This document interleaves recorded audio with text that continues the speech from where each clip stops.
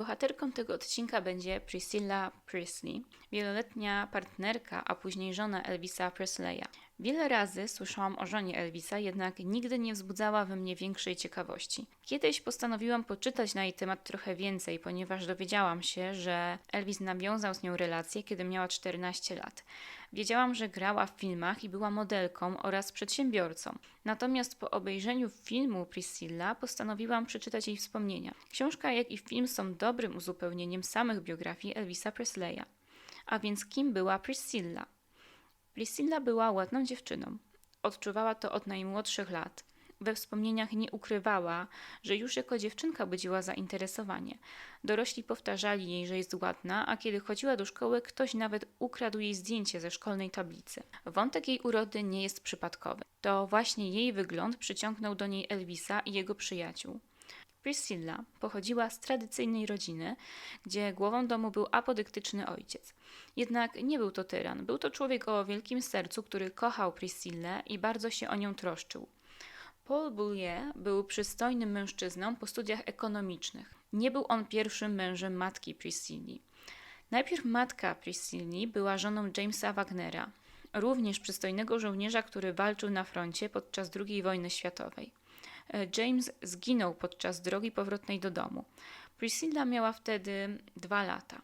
Nic nie pamiętała, jednak jako nastolatka przez przypadek znalazła w małym pudełku amerykańską flagę, taką jaką dostają wdowy po żołnierzach, oraz zdjęcie wtedy nieznanego jej mężczyzny, jej matki oraz jej, kiedy była bardzo mała.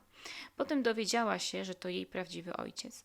To wydarzenie nie wpłynęło specjalnie na jej relacje z ojczymem i jej rodzeństwem. Priscilla była najstarszym dzieckiem z rodzeństwa, w związku z tym dużo od niej wymagano. Nie tyle w strefie edukacji, ale przede wszystkim musiała się zajmować domem i dziećmi. Oczywiście oprócz tego Priscilla chodziła do szkoły. Została ogłoszona nawet królową gimnazjum. Sama nie spodziewała się jej wygranej, nie za bardzo jej zależało, ponieważ jej główną rywalką była jej koleżanka o imieniu Pam. Priscilla miała kochającą rodzinę oraz powodziło się jej w szkole. Jednak końcem lat 50. musiała wyjechać wraz z ojcem do Niemiec, gdzie stacjonowała armia amerykańska. Jako młoda dziewczyna była tym załamana. Gdzie były Niemcy?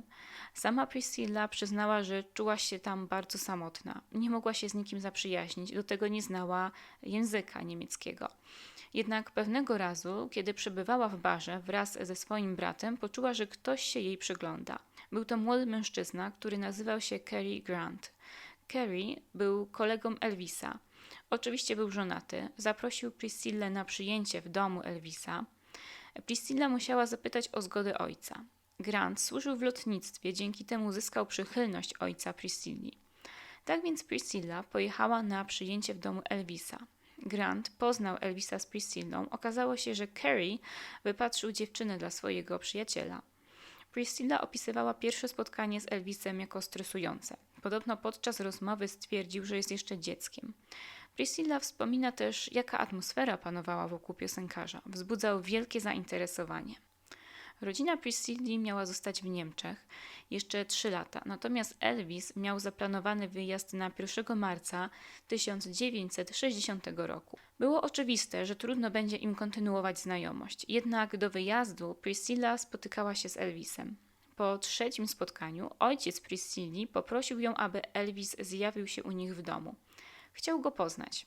Moment konfrontacji był trudny, przede wszystkim dla młodych.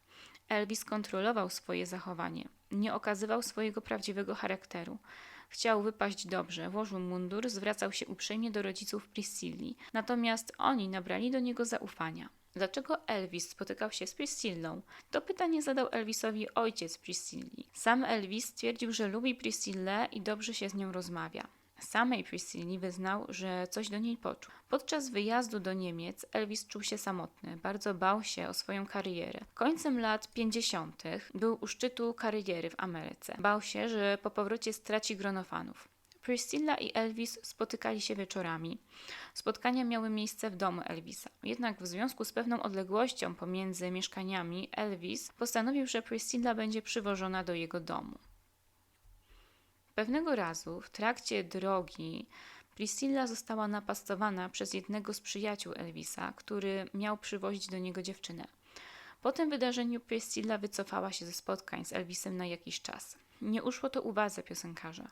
Kiedy Priscilla wyjaśniła Elvisowi, co się stało, ten wpadł w furię, jednak nie odtrącił swojego kolegi, do końca trzymał go na dystans. Czytając opisy schadzek Priscilli i Elvisa, zastanawiam się, dlaczego rodzice Priscilli na to pozwolili. Sam Elvis miał złą opinię jako chłopak, ich córka spotykała się ze starszymi osobami, bardziej doświadczonymi, poza tym woził ją obcy chłopak. Wszystko mogło się zdarzyć, czy to nie wzbudziło w nich niepokoju? Według relacji Priscilli rodzice sprzeciwiliby się temu związkowi, gdyby Priscilla miała złe oceny. O mały włos tak by się stało. Po wielu imprezach u Elvisa Priscilla była śpiąca i miała problem z koncentracją. Musiała poprawić oceny. Kiedy zobaczył to Elvis, zaproponował Priscilli tabletki, jednak ta ich nie brała. W 1960 roku Elvis skończył służbę w wojsku i wyjechał do Stanów. Oczywiście czule żegnał się z Priscillą, prosił ją, aby nie zaniedbywała swoich obowiązków.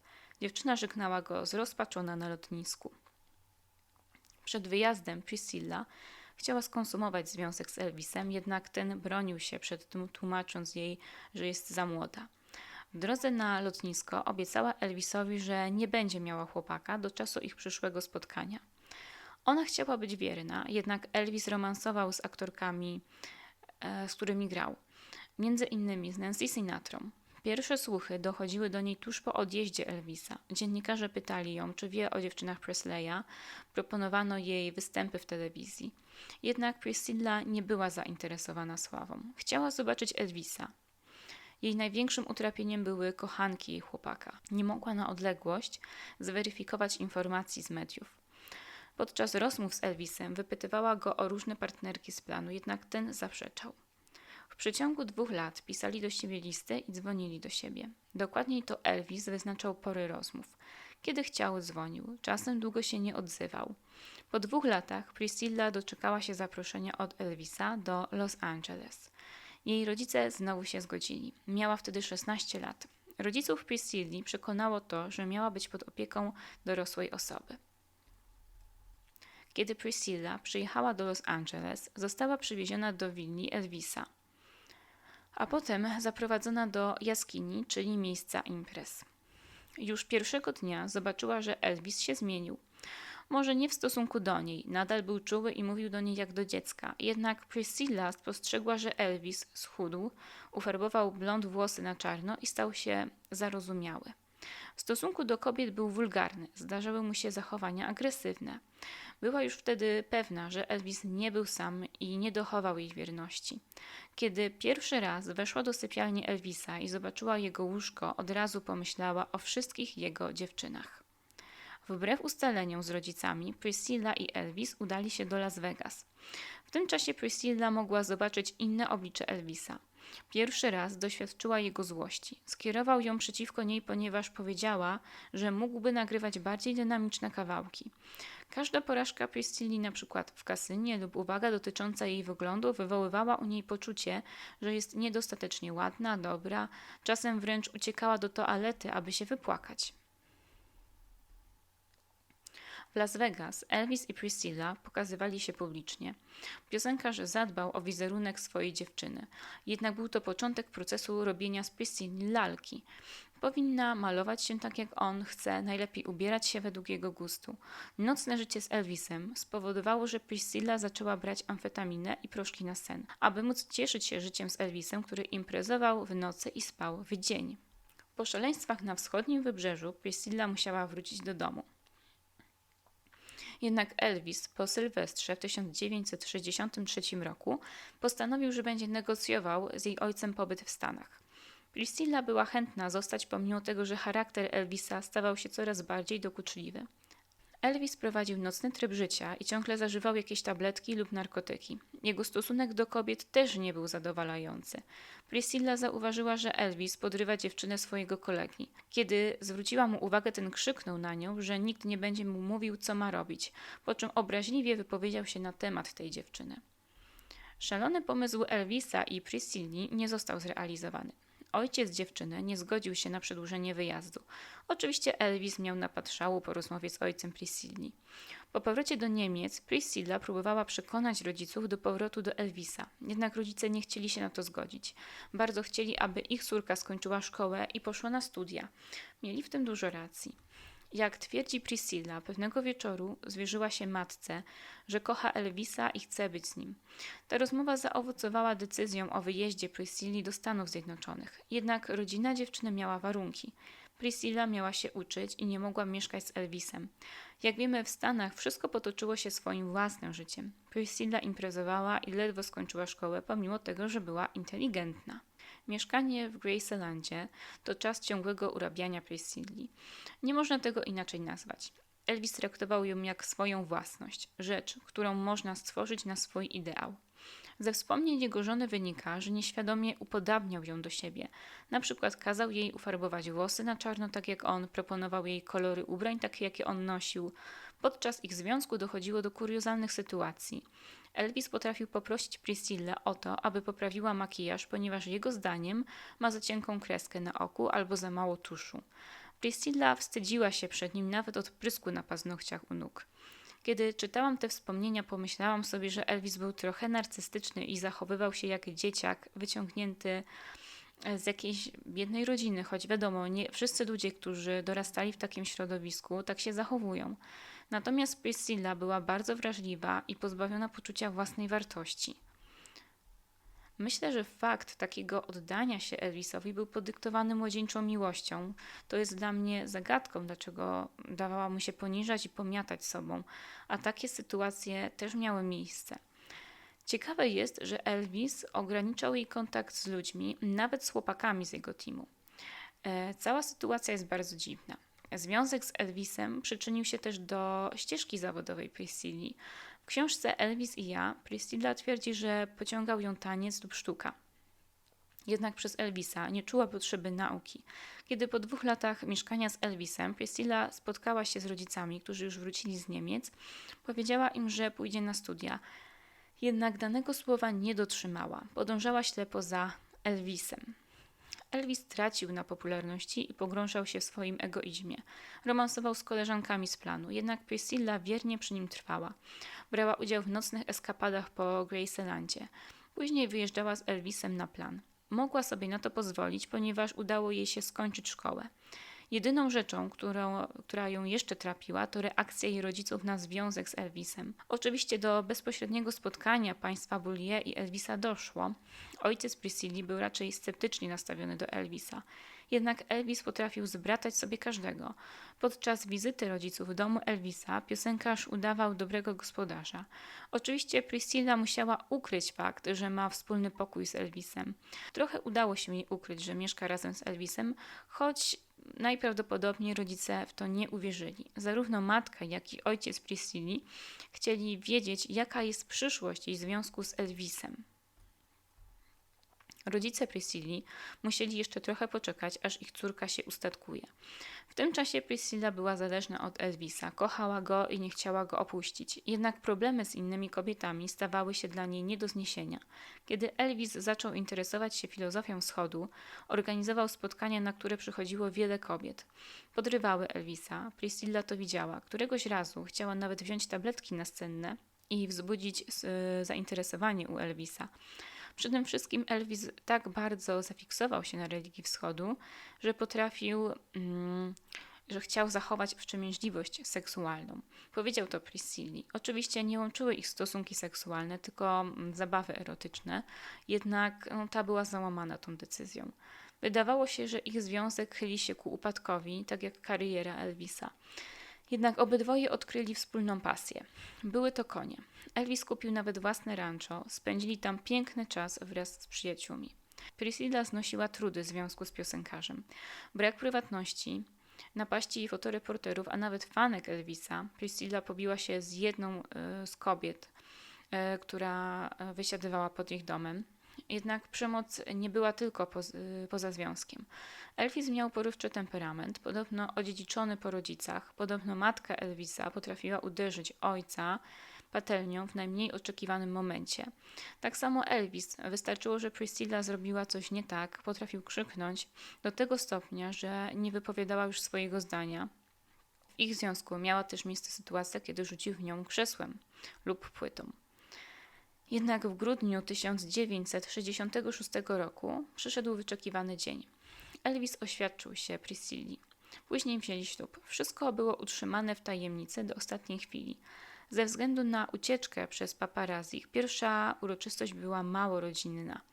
Priscilla nie była z tego powodu zadowolona, jednak później odbyła się druga uroczystość w Gracelandzie. Niestety szczęście małżeńskie nie szło w parze z rozwojem kariery piosenkarza. Presley zaczął borykać się z problemami finansowymi. Wiele z nich było spowodowane przez rozrzutność. Elvis potrafił kupić dla wszystkich swoich przyjaciół konie, przyczepy do mieszkania czy samochody. Współpracownicy Elvisa, czyli pułkownik i Joe Esposito, szukali dla niego zajęcia. Vernon, ojciec Elvisa, widział, że brak stałej pracy powoduje, że Elvis staje się nerwowy i rozrzutny. Do tego doszło kolejne zobowiązanie. Priscilla była w ciąży. Elvis bardzo cieszył się z tego powodu. Wraz z Priscillą oczekiwali dziecka, szykowali pokój i postanowili, że na stałe osiedlą się w Gracelandzie. Natomiast sprzedali Circle, czyli rancho, gdzie spędzali czas z przyjaciółmi. Priscilla była aktywna do końca ciąży. Towarzyszyła Elvisowi w nocnych eskapadach. 1 lutego 1968 roku urodziła się Lisa Marie. To wiele zmieniło w ich życiu. Priscilla nie mogła już wszędzie jeździć z Elvisem, wolała bardziej przewidywalny i statyczny styl życia. Natomiast Elvis za namową menadżera miał wrócić do koncertowania na żywo. Było to dla niego wielkie wyzwanie. Musiał pracować nad formą, ponieważ wcześniej bardzo przytył. Producenci koncertów kazali natychmiast mu schudnąć. To wiązało się z tym, że Elvis zaczął brać tabletki na odchudzanie. Oczywiście przyniosły one korzyści. W 1970 roku Elvis zaczął koncerty w Las Vegas, które dały początek trasom koncertowym, które trwały do końca jego życia. Koncerty Elvisa cieszyły się ogromną popularnością. Wiązały się też z ciągłą nieobecnością Elvisa w domu. Priscilla postanowiła się rozwijać. Oczywiście o pracy i zajęciach na koledżu nie było mowy, ponieważ Elvis nie godził się na to. Jednak Priscilla postanowiła brać lekcje tańca. Ćwiczyła bardzo dużo, gwarantowało jej to miejsce w zespole tanecznym. Dzięki ciężkim treningom mogła nawet występować anonimowo na scenie. Na treningach tanecznych poznała swojego pierwszego kochanka Marka. W trenerze ujęła go wiara w nią i docenienie jej starań. Jednak Priscilla kochała wtedy Elvisa i postanowiła zakończyć romans. Później z Elvisem wyjechała na Hawaje i zmieniła instruktora tańca. Kilka lat później małżeństwo Presley zaczęło się interesować karate. Zarówno Elvis i Priscilla ćwiczyli sztuki walki. Przebywając w tym środowisku, Priscilla poznała Mike'a Stona, także instruktora karate. To z nim miała kolejny romans, którego już nie zamierzała kończyć. Widziała, że jej małżeństwo jest na pół gwizdka. On był ciągle w trasie koncertowej, a jeśli nie, to wymyślał nowe dziwactwa, które jej miały się podobać. Wrócił też problem ciągłych zdrad z fankami. Przy tym wszystkim Elvis odrzucił ją jako kobietę. Nie spełniał jej potrzeb emocjonalnych i fizycznych. Priscilla zaczęła odczuwać akceptację w innych kręgach. Zyskała poczucie własnej wartości. Postanowiła mówić swoje zdanie, nie obawiając się humorów Elvisa. Poza tym poróżniły ich poglądy na wychowanie małej Lisy Marie. Elvis kupował jej prezenty, które były niepotrzebne małemu dziecku, rozpieszczał ją i nie dawał zasad. Priscilla wręcz przeciwnie. Wraz z Elvisem przeczuwali, że Lisa Marie będzie nieszczęśliwa. Już jako mała dziewczynka była skłonna do gwałtownych reakcji i manipulowania ludźmi, co też było związane ze złym wychowaniem ze strony Elvisa. Podczas jednych z koncertów Elvisa, Priscilla postanowiła powiedzieć mu, że chce się z nim rozstać. Elvis przyjął to ze spokojem. Ogólnie ich rozstanie odbyło się w szacunku i atmosferze przyjaźni. Priscilla szybko wróciła do Gracelandu, pożegnała się ze wszystkimi i po raz ostatni zrobiła sobie spacer po posiadłości, wspominając przygody z Elvisem. Po rozwodzie związała się z Mike'em Stonem, jednak jej związek nie przetrwał długo. Priscilla miała wielu partnerów, m.in. Roberta Kardashiana. Jednak jednym z jej najdziwniejszych partnerów był model Michael Edwards, który podczas trwania ich związku postanowił związać się z jej córką Lisą Marie, która była wtedy bardzo młoda. Opisał to nawet w książce. Dopiero w połowie lat 80. udało się jej poznać kogoś na dłużej. Był to Marco Garibaldi. Żyli razem przez 22 lata i doczekali się syna. Co ciekawe, zakończyli związek w 2006 roku. Natomiast kiedy rozpoczynali swój związek, Priscilla podpisała z Garibaldim umowę, że w razie ich rozstania ten nie może napisać o niej żadnej książki. Po rozwodzie postanowiła rozwijać się zawodowo. Wraz ze swoją przyjaciółką założyła butik, który dawał duże przychody. Ubierały się tam same popularne osoby. Po śmierci Elvisa odziedziczyła też majątek po piosenkarzu, jednak najpierw majątkiem zarządzał jego ojciec Vernon, który zmarł 2 lata po Elvisie, a później spadkiem, który był zapisany na listę Marii, zarządzała Priscilla. Sam Graceland został przekształcony w muzeum. Priscilla wydała swoją linię perfum oraz pościeli. Później grała w serialach, np. w Dallas oraz w filmach, m.in. w Nagiej broni. Priscilla podejmowała także działalność charytatywną, wspierała organizacje na rzecz chorych i ich rodzin. W 2013 roku wsparła akcję chroniącą konie. Po śmierci Elvisa Priscilla straciła też 2 bliskie osoby. Najpierw swojego wnuka w 2020 roku, który popełnił samobójstwo, a później córkę, która zmarła w wyniku powikłań po operacji. Biografia Priscilli była dla mnie fascynująca. Po pierwsze, byłam pod wrażeniem tej mądrej, przedsiębiorczej kobiety, która ukrywała się za Elvisem przez wiele lat. Z drugiej strony, bardzo ciekawy jest jej rozwój jako kobiety w związku oraz w życiu prywatnym.